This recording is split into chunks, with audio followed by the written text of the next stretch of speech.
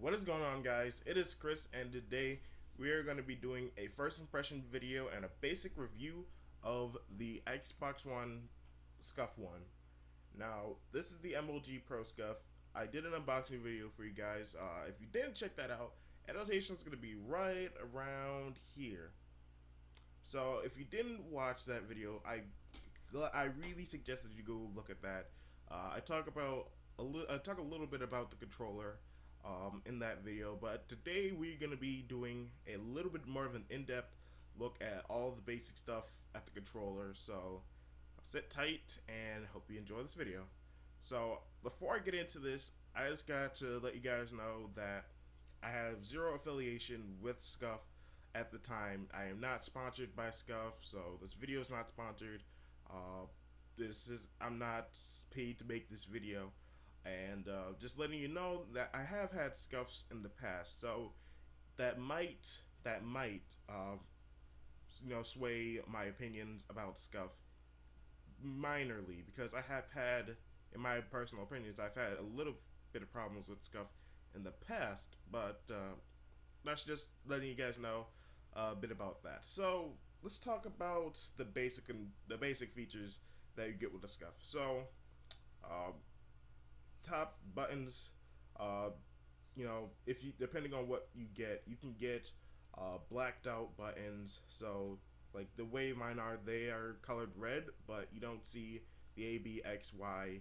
You don't have that, so these are just painted over. And you can get different Scuf sticks. The ones that I have are the domed medium length ones, and these are kind of Scuf's counter to control freaks, and I'll give you a bit of a demonstration of why I got the domed thumbsticks over the control freaks.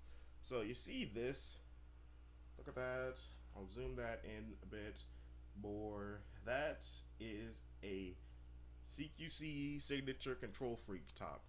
That came off a while after I was using the control freaks. So, with that in mind, I was thinking about getting control freaks for my my controller, but I didn't really want to deal with having the CQC ones, like the grip on it wearing off.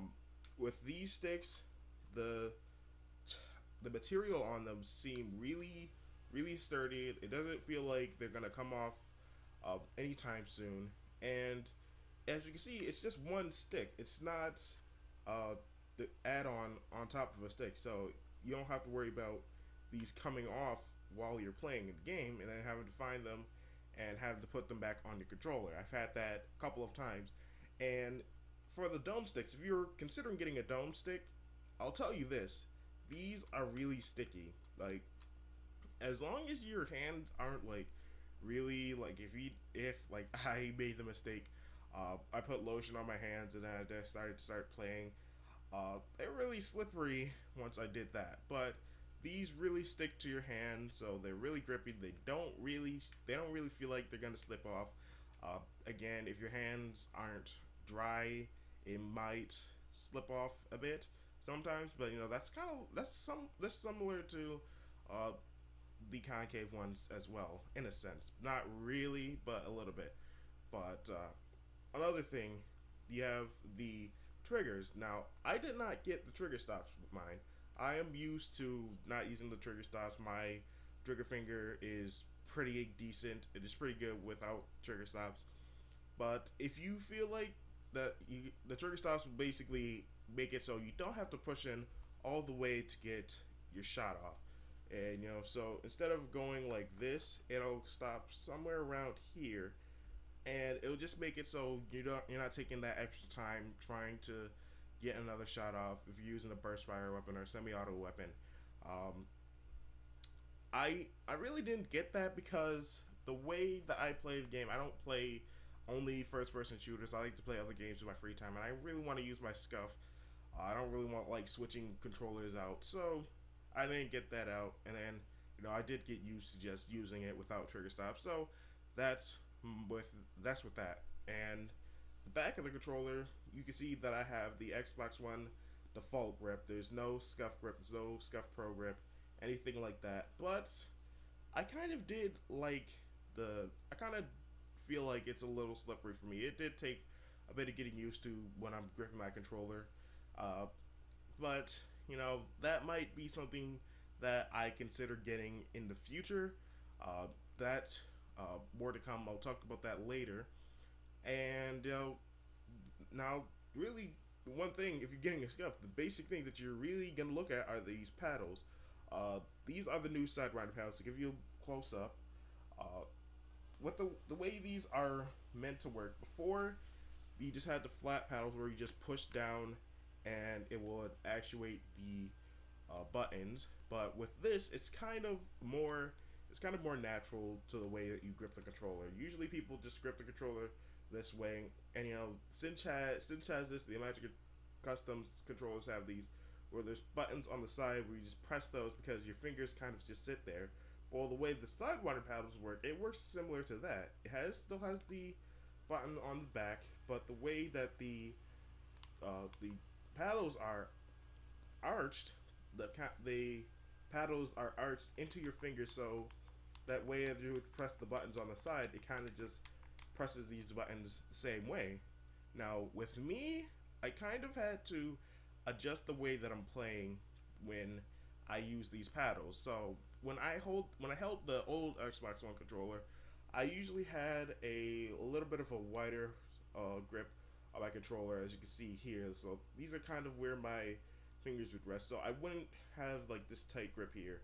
I kind of have it a little more loose, and that's kind of how I ran my controller.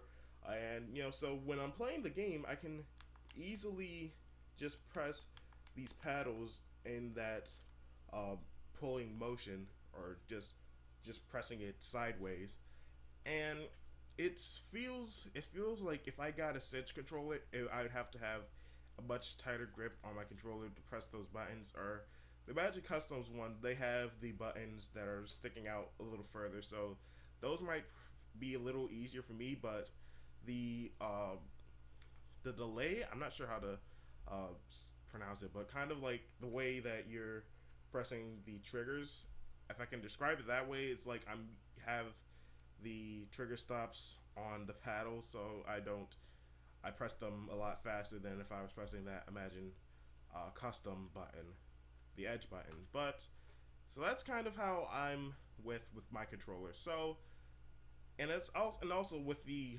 sticks, it took a while for me to get adjusted with the sticks. It's kind of similar to the learning curve that you have with control freaks, but I found myself actually being able to adjust my sensitivity a bit more.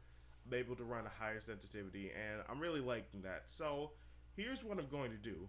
I'm going to play with this controller, and I'm going to run it through its paces for about a month. So I've called this my first impressions video because I'm going to do a full overview of this controller after I get about a month's worth of playtime with it, so I can really have a feel for the controller. I can really let you guys know how I feel about the controller and how I feel, my gameplay is with it, and I'll basically just give you a more in-depth look at the controller than just having just the first day unboxing review. You get the full gist of everything, and it will help you make a informed decision if you're interested in getting a Scuf or a similar controller. But I hope you guys enjoyed this little first impressions video. If you did, please leave a like and comment down below. Subscribe for more videos, and as always guys, this is Chris, and I'll see you later.